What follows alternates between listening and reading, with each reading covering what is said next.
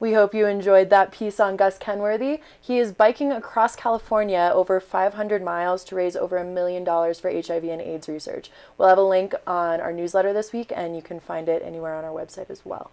But right now, I'm with Dawson White. How you doing? Doing great. Good. Yeah. Awesome. So Dawson grew up in Telluride and has returned to Telluride this past August. And tell us a bit about growing up in Telluride. Ooh. A lot of broad question. A lot of retrospect. Yeah. I feel really lucky. Yeah.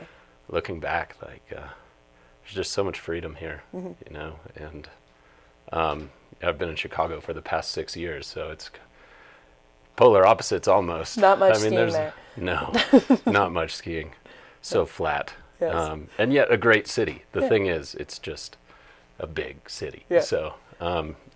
Yeah, you know, my father started Telluride outside, so I grew up doing a lot of rafting and hiking around, fly fishing, and being back since August has been like reliving the whole dream again. Bringing that childhood memory back a bit, getting outside. Yeah, exactly. But also, you know, lifelong friendships. Yeah. It's good to see how everyone's doing nowadays, and still just like solid family that you get when you grow up here. Yeah. And so it's a whole community really special thing. That way. Yeah, exactly.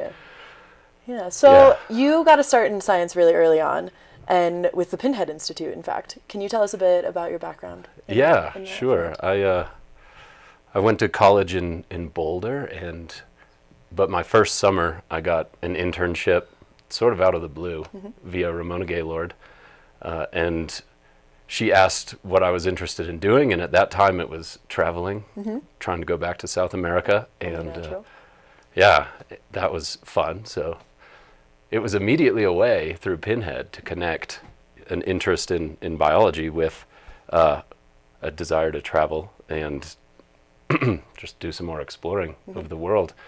And it turned out to be a totally life-changing experience because of the setting and the other people that, you know, took me under their wing. My mentors down there, John Janovic specifically.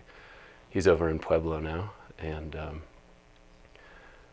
it was, I mean, we get a lot of wilderness here, and it's so special with the mountains going into the canyon country, and yet, dropping into the foot of the Andes in the Amazon basin it's a totally different world. And this was in Peru. Yeah, this was in Peru. Yeah, fantastic. So how much time did you end up spending down there? 3 months the first year, and then I went back for 6 months the second year. Fantastic. On more of just an independent research initiative. Got it.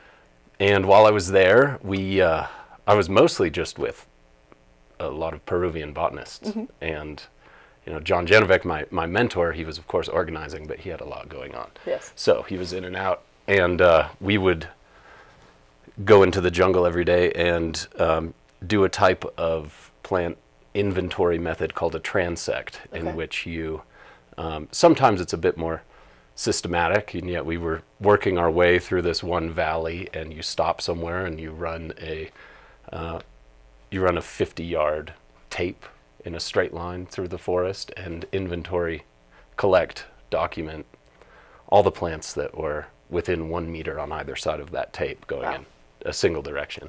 Solid all process. The trees. Yeah, yes. And so I've done work here and in Alaska as well, and understanding plants has been a lot of fun for me. But when I was down there, you know, it's like some major diversity. there's some serious diversity, and just getting to know some of the families, you know, not to mention any sort of higher level understanding of the diversity. Getting to know the families was a huge challenge in itself. Yeah, and you chose a specialization in Peru, and that was. I came back here, and then I transferred to Colorado State University, where they have a more applied botany program. I see.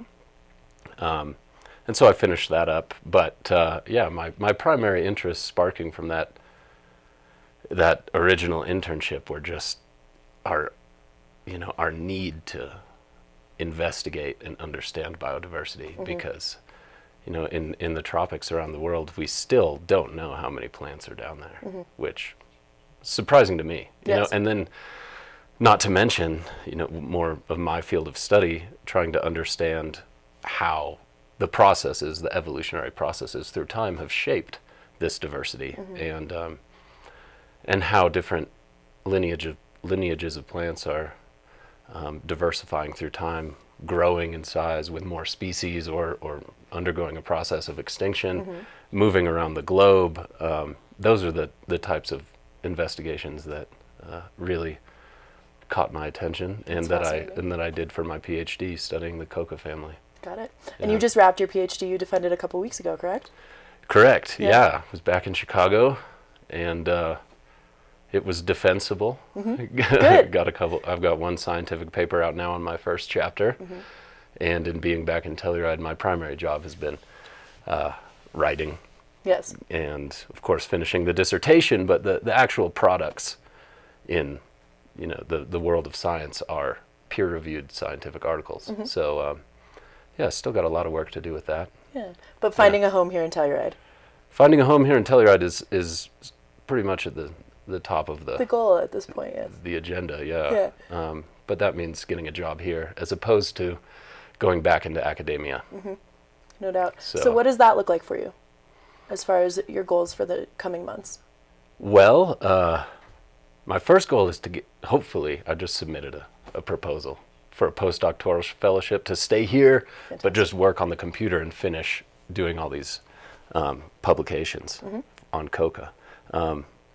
But the long-term vision is to, like I said, establish a job here in Telluride. And my expertise is within ecology and evolution. And of course, we have such remarkable natural resources all around us here, and we also have really excellent management and awareness of these resources, and yet I would love to be able to combine education and outreach into a long-term research project that would focus on monitoring the forests and watersheds in this region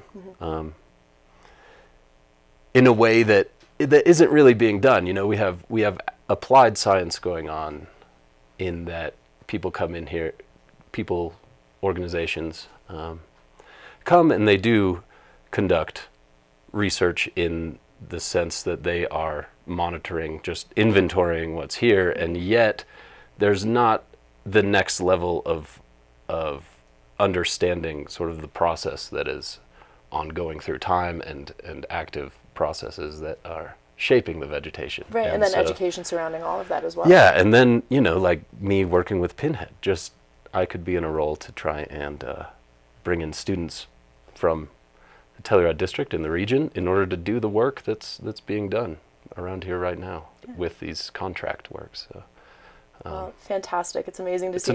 It's an ongoing process, obviously. Yes, no doubt. No doubt. Science always is. Well, it's lovely to see how Pinhead can come full circle as well. So thanks. Thank you so much for joining us. I appreciate you thank you, Lindsay. Yeah. Well, Dawson is an exceptional example of community involvement here in Telluride. And speaking of the community, Telluride TV is a public access channel that depends on public support. We want to give a shout out to a few of our most generous supporters, including the Town of Mountain Village, Case, and the Telluride Ski and Golf Company. But now over to Fuel Up with Becca and Ryan.